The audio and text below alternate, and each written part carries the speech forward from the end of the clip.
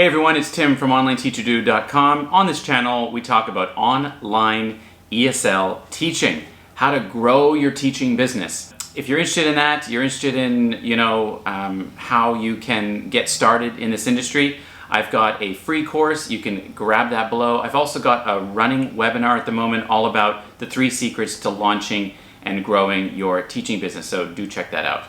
So about a week ago, I did a live show on my channel. I'm going to link it right here in the cards. You can watch this first, totally fine, or you can go and watch that one first, come back to this one. In that video, I talk about some clarifications, some updates to the double reduction policy in China, which affected many online ESL teachers.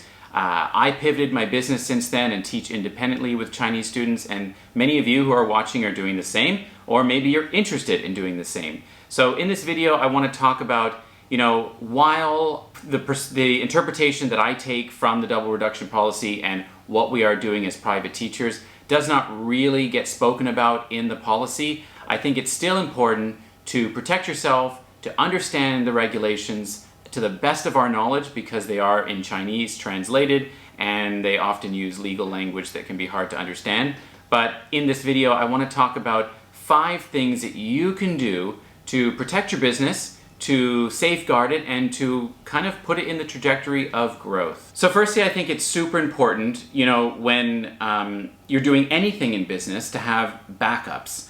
And it couldn't be more clear that it's important to have backups when you are teaching online for a number of reasons. Not just because there's regulations in China, but because the internet could cut out, or you could lose access to a curriculum or to a platform, or something goes down on the World Wide Web and you need to have a backup. So what we can take from the policies in China is that they certainly are clamping down on off-campus tutoring. I don't believe that what we do independently and privately, one-on-one, really falls into that. However, it's important for you to understand the regulations for yourself as a business owner. Go and read the policy. I'll link it below in this video.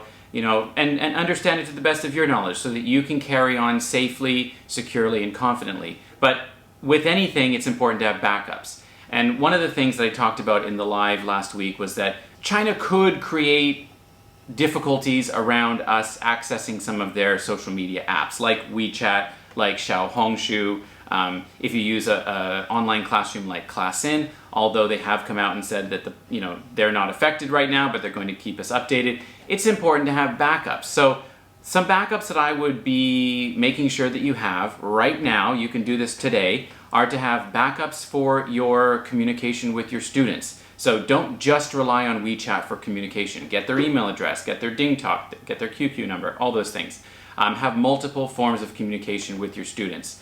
The other thing I would consider a backup in is your online classroom, especially if you're just using ClassIn, which is based in China.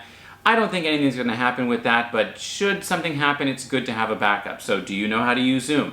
Are you interested in a similar platform like Koala Go, where you can teach your students in China from? So investigate some of those online platforms and find one that could be a quick and easy backup for you to use. It doesn't mean you have to pay a monthly fee for it, but just know what's there and how you could access it in a pinch if you needed to. It's also important to have backup social media access. So are you only relying on Xiaohongshu to market your classes?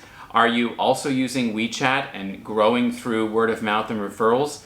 Are you considering maybe using another social media like Facebook or Instagram or TikTok, depending on the market of students that you are trying to target? So it's important to not just rely on one social media, especially if you are working with Chinese students.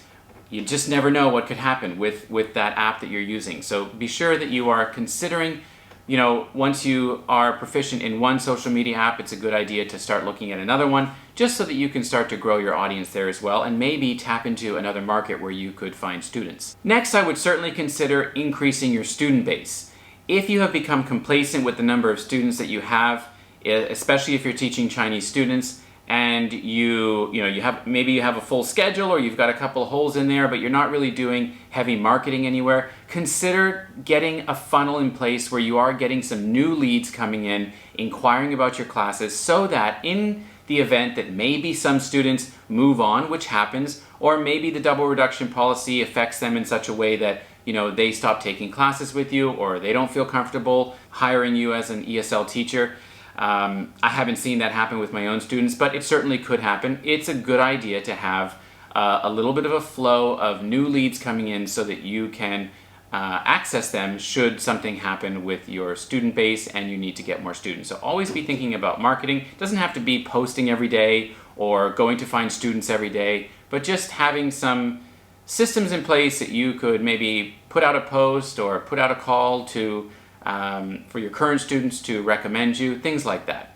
So definitely consider growing your student base. Next, I would think about creating another stream of income. When everything went south in China in 2021 with companies, a lot of teachers were left with nothing. So think about what are some other streams of income that you've been interested in building or growing or accessing that you could do online. It might even be within your own student base or within your own teaching business. Could you create lessons? Could you pre-record lessons to sell them? Could you create resources and sell them on a platform like Teachers Pay Teachers?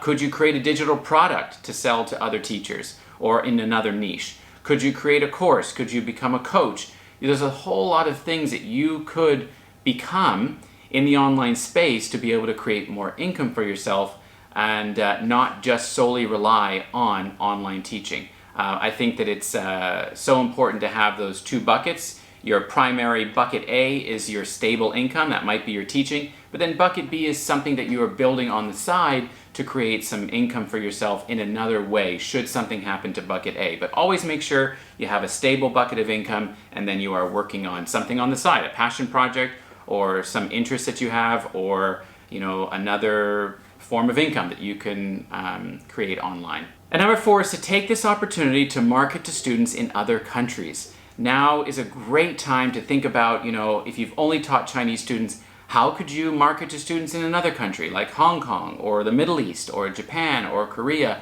The world is really big and there are students in all countries wanting to take English classes. So find out where they're hanging out online, but first of all, know who you want to teach.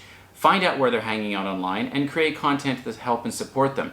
Make sure that you are in the comments on social media and you are being helpful, which will generate interest for then folks to come and inquire about English classes with you when they are ready. So think about marketing to other markets. All right, that's it everybody. Thanks for listening. If you've got any questions about any of these things or about the video that I posted last week about what's going on in China, please put them in the comments of this video. I try to respond to everybody. And again, if you are looking to get into this industry to start with a company or to grow as an independent online ESL teacher, I have lots of resources for you in the description of this video. Thanks for being here everyone, and I will see you in the next one.